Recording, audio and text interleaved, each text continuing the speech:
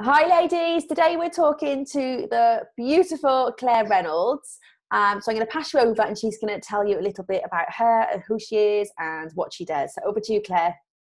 Hi, thank you, Katie, for having me. My name's Clare, Clare Reynolds. I am a mum of three children. I've got an 11-year-old, a 3-year-old, and a 1-year-old. He just turned 1 in October. And I am starting out my business, coaching for mums that are currently in business or are wanting to start a business. And I'm just getting started at the moment and getting everything in place. I've invested in myself as well, and I'm working with a coach in the new year who's going to be helping me with my business and getting it all launched as well. So I'm really excited about Fantastic. 2018. Excellent. Just tell us a bit about your story. How did you get from, wherever you've been in your life to how you've got to this stage of your life where you're making this huge decision to take some action by the sound of it and go into the coaching industry? I think for me, it was the kind of, I was obviously a single parent mum with my eldest daughter. And I kind of struggled. I had no idea what was around the corner. And I found it really hard to be able to keep a job and be at home for her as well. Every time I was in employment, I worked with big named companies. I also worked with in retail industry, in the corporate industry. And every time I fell into those jobs, I was always told that I was better than what the job I went in for initially, that I could take on more, that they would want me to do a bigger role. They wanted more from me and that I could be more.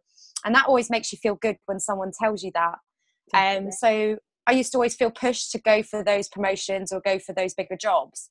But the reality soon was that I couldn't do those jobs because the hours that came with it, the days that came with it, and be a single mum at the same time. And so I would jump from job to job, going through the same process, really. I'd end up, getting those same promises, people telling me those same things.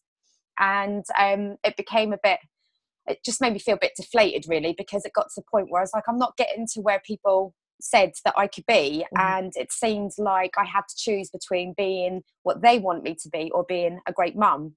And I found that really, really hard. And so in myself, somewhere, I started reading The Secret by Rodna Burns, I think it is, Secret. And I started reading that back in 2012, and that kind of was a pivot moment for me in my life, because I started doing the daily practices that were in there. I started manifesting the kind of life that I wanted.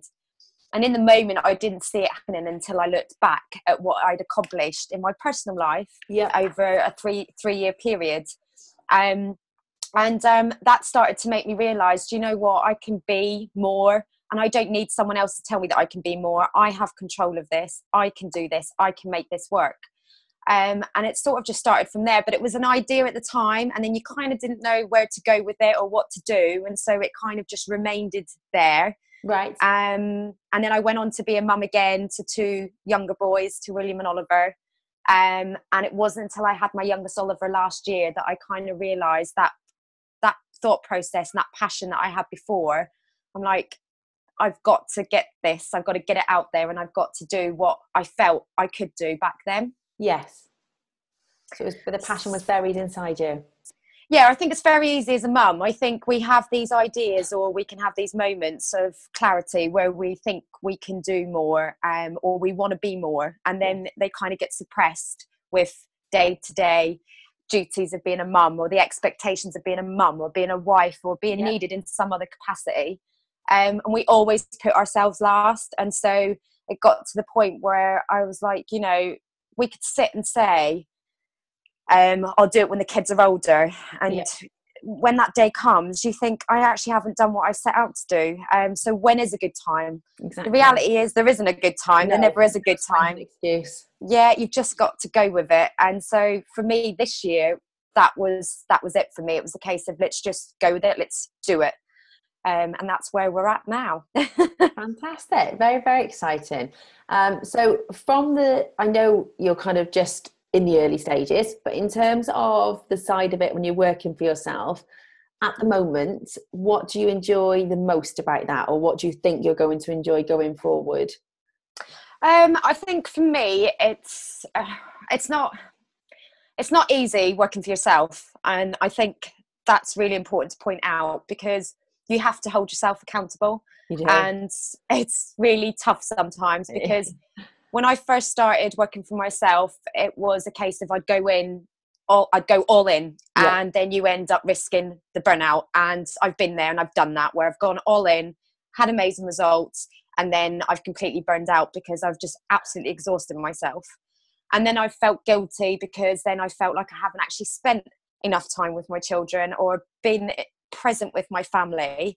And then you kind of question, and I'm like, that isn't what I set out to do. Yeah. I set out to do this so that I can have that balance between work life and family, and that didn't happen.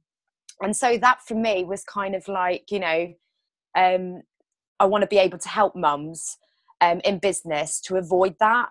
But if they've had that happen to them, to understand that it's perfectly normal, that it does happen. It's just about learning how to avoid it from happening again. And that comes with experience and time, I think. So yeah, I just kind of think I like that I can work my own hours, that I can work it around the kids now. I've got a lot better at doing that. And I also like that I can actually give what's inside really to other people. I'm not out in the corporate world where people are telling me, oh, you can be great at this, Claire, you be good at this. I believe what I can bring to the table can actually help people, and I can do that now, and I can do that around my children. And if I can help anyone out there, then to me, that's a win for me. Definitely. So even if it's one person, it's a win. Definitely. So I think you touched on it then in terms of the guilt and so forth, but what do you find the most challenging thing about working for yourself? And you touched on it as well about holding yourself accountable, and obviously it's not easy, it's not straightforward, and we've all got these same kind of issues, I guess, but which part of it do you find particularly challenging? I think it's the mindset. If I'm honest, I think in the early days it was a case of you need to have a strong why. You need to know why you're doing it. Yes. And when I first came about into this industry, and I got advised on thinking about your why, spend time thinking about your why, get connected to it, I didn't kind of really understand how to do it. I kind of did my why based on what other people were kind of doing it, really. Okay. The norm, the thing that people seem to all have in common, and I kind of had that.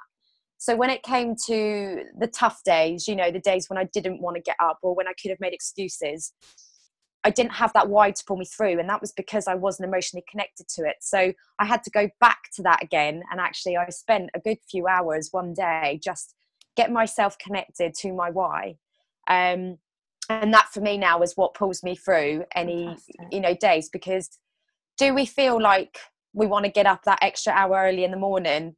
No, I don't really want to get up that extra hour in the morning. If the kids are still in bed and I get to spend an hour extra in bed, I'm going to want to feel like I want to stay in bed that extra hour.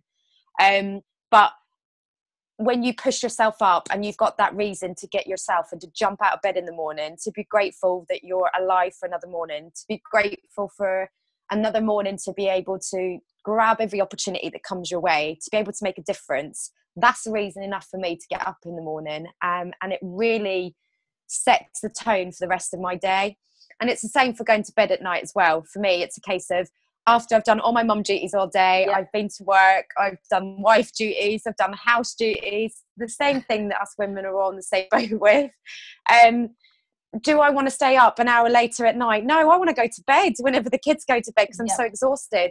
But my why is that important to me, that's what pushes me to stay up. And if that's reading a self-development book for that extra hour, or journaling just to get my thoughts together, or getting some content together for how I can help someone else, then that hour is a great hour that's been spent. So yeah, definitely those are my two things.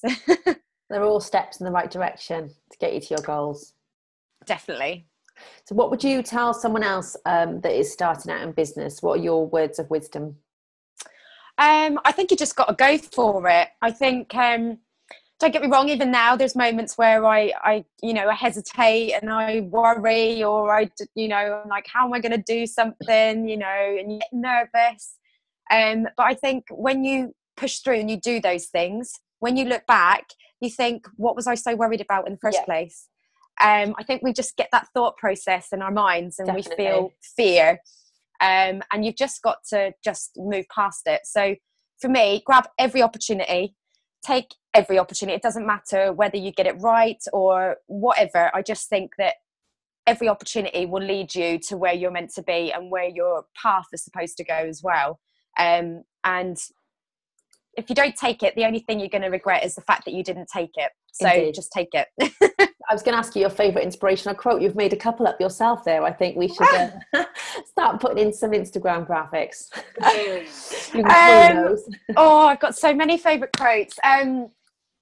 If you fail to plan, you plan to fail. I think we've heard that lots of times. I totally agree with that. I think you really got to get in a place where you can plan your day, see things more clearly, break things down on a daily basis, and you'll start seeing that you are accomplishing things, because sometimes you get so overwhelmed. You've got all these ideas, you've got all these lists of things to do, and you just don't see the light at the end of the tunnel. So I think planning is a really good tool to utilise. So I've got my son here beside me. I think the other thing for me is about your fears. I think you need to shine light on your fears, because fear hates light. That is a quote that I've come across recently, and I think it's amazing. And I think, just shine light on any fears you've got right now. Even if you're listening to this right now and you've got a fear, whatever it is, it doesn't even have to be in business. I think just go and shine some light on it, and I think you'd be quite surprised at the outcome. Is he going to come and say hello? Do you want to come say hello, William? Come say hi. No, he's getting shy now. Oh, bless him. Well, thank you so much for joining me today. I know. So, hello. Say hello. Hello. I know lots of people take so much inspiration from the fact that you're just doing it. Is there anywhere we can find you? What's your I've currently got a Facebook page called Clare Reynolds Business Mentor. And I've also recently just in a community for mums in business that are feeling overwhelmed, that just want that extra support. And that's called Authentically You. So there's a Facebook group, and they are linked to one another. So yeah, pop on over if you want to be a part of the community. I'd love to welcome anyone over there and get to know you all a bit better as well. I'll pop the links on as well when I upload the video to the website. Thank you so much for joining me, and I'll speak to you again soon. Thank you for having me. Take care. You too. Bye. Take care. Cheers, Claire. Bye.